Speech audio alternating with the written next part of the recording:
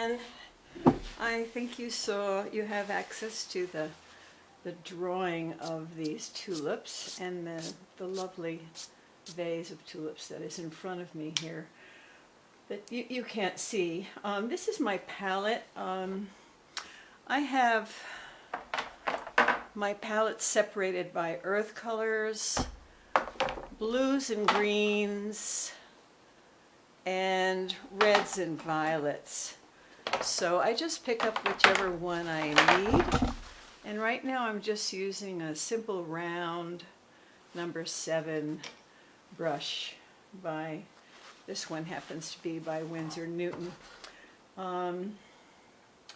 So I'm just using a simple red, and I'm putting some color on around the middle of the tulip petals, and here, I'll brace it there. I think you can still see that. Let me just check. Oops. Here, let me check that. There. Yeah. So sometimes I want it flat, sometimes I want it to be tilted.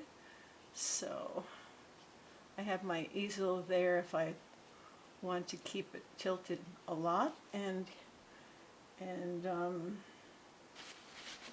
just also if I want it a little bit, then I might just prop it like this. Okay. So I've put a little wash of yellow and cobalt, Aurelian yellow and cobalt blue, which you can see.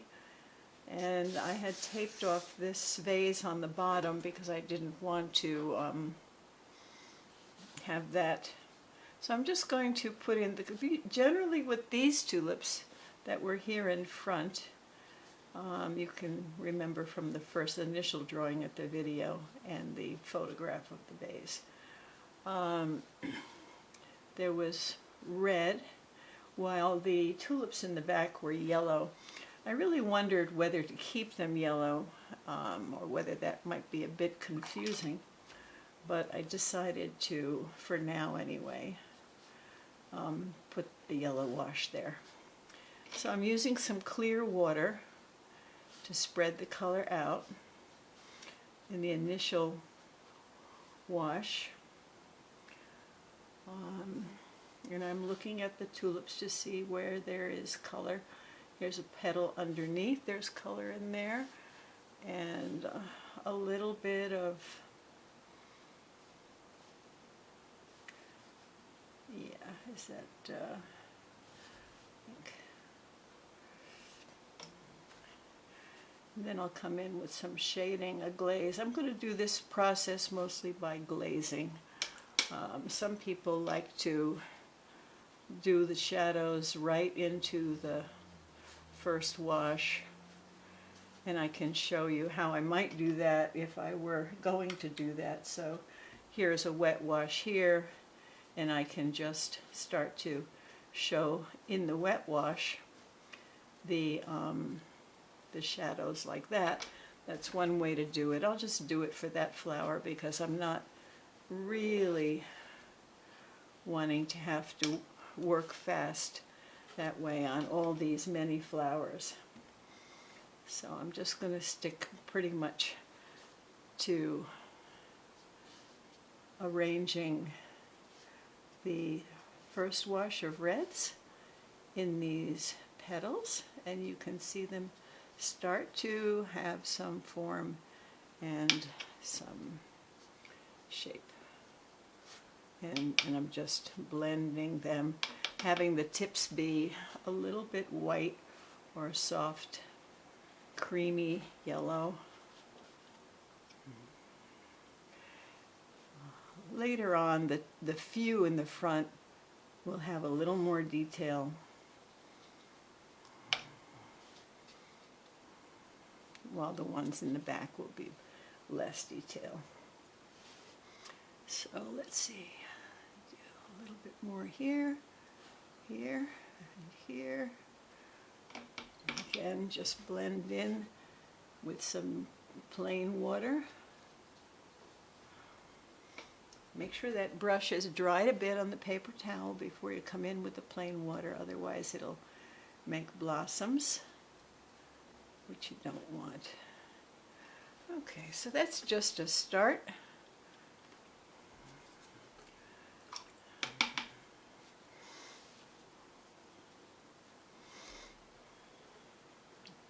Now I think what I'm going to do is make a little bit of a violet shadowy color. It'll be a not too violet, kind of toned down with some blue, so it's not too strong. And maybe do a few of these petals here. Where there's some shading. Now the light is coming from the right, so the shading under some of these petals will indicate that the light is coming this way.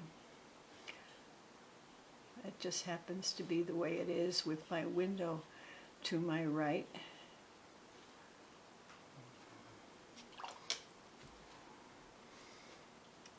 This is a very subtle violet, not a colorful one, almost a neutral rather than a violet, but I don't want these tulips to be too colorful, because otherwise they won't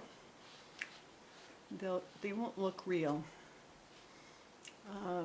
Sometimes a more limited palette looks a bit more real than a colorful palette.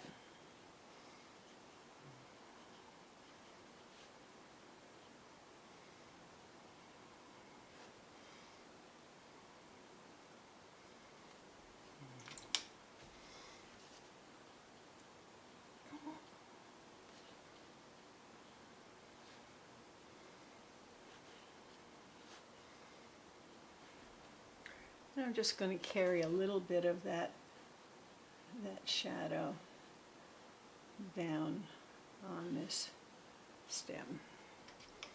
Now we know that the stem is a light green, but actually if I've made a blue wash here with a little bit of yellow in, so it's a very bluish, there's bluish green in this. So at this point, I think it's better for the composition if this is not too colorful, so that it doesn't look artificial. Okay, so I'm looking at this petal and trying to see how there's a shadow here.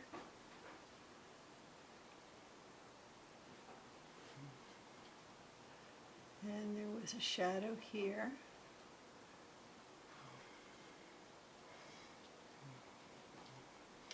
And I'm going to blend that in a little bit.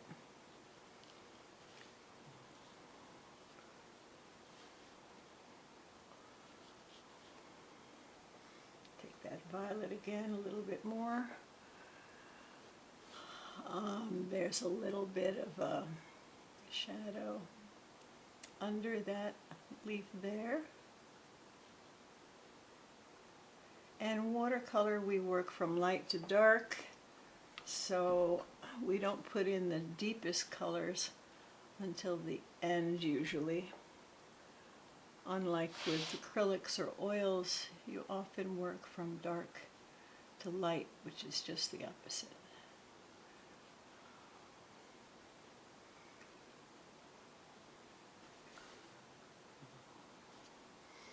So it's beginning to have a shape. And if I wanted to later on, I can always put in a little bit of more intense color. Let me just show you how I might do that. Near the shadow, I might put in a little more intense color. just to highlight some color, but without making it too bright. And again, I'm going to blend it. Now, in these tulips themselves, there are a lot more lines and veins, but I'm not going to put in all those details because they would, even though they're there in each flower, in a whole bouquet of flowers, it could be very distracting.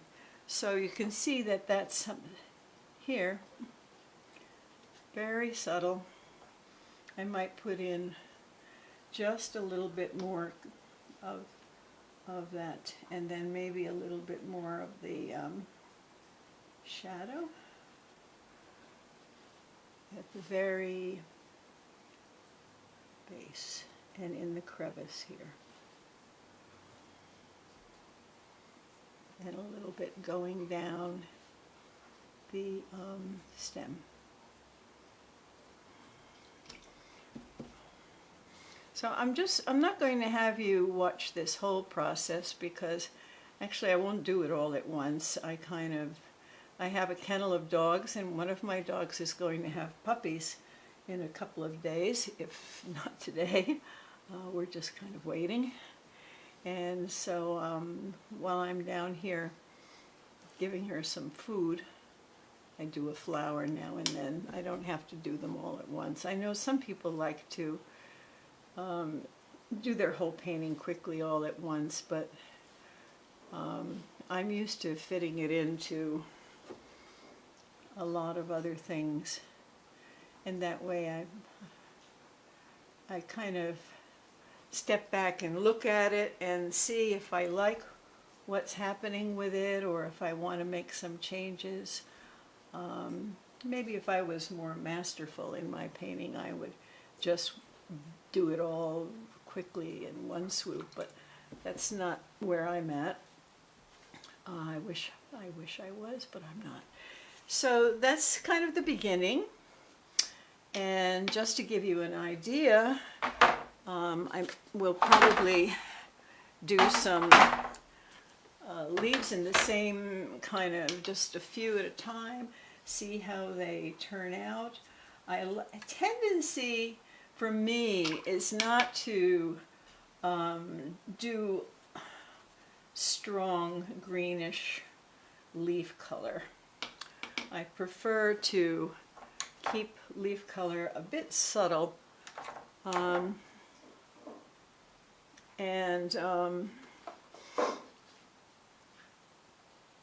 green isn't one of my favorite colors, and I like to tone it down. So this is a very neutralized shade of green. So here's one leaf.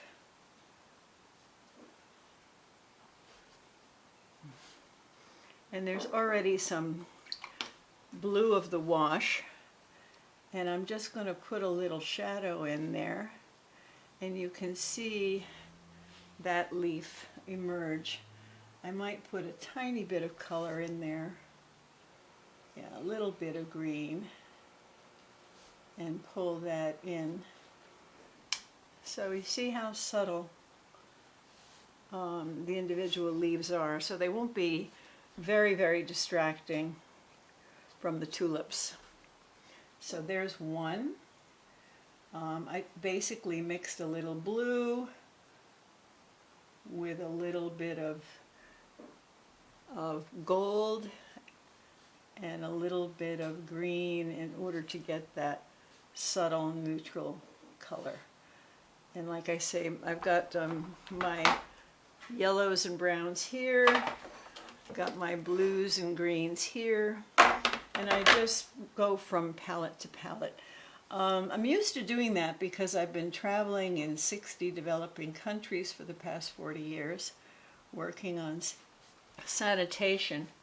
So I've been using the same palette for decades, and have the same paints on them all the time. Just dry them before I get on a plane with a hair dryer, and close up, put the cover on, and they pack. Oh, there's one of my dogs barking.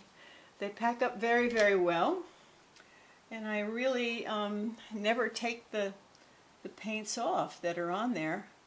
I just add, if I run out, I add a little bit more to the top of them. So these palettes have been, paint never goes bad as long as you don't let it get moldy. And when I'm ready to use it, I just wet the individual paints and I'm set to go.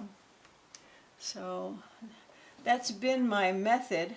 Once in a while I'll take the paint right from the tube, and in order to make a wash that I want, I've just added a little bit of blue to this, a wash that I want to be, I'm going to add a little blue in here behind this leaf, behind that tulip, make that a little bit darker there to accent that stem. So this is basically accenting the stem. So I've just worked here on 3 leaves, bringing them down. Shh, quiet, honey. Don't bark. And so that's how I'll continue with those. And I'll check back in with you after I've done a bit more. I hope you enjoyed this.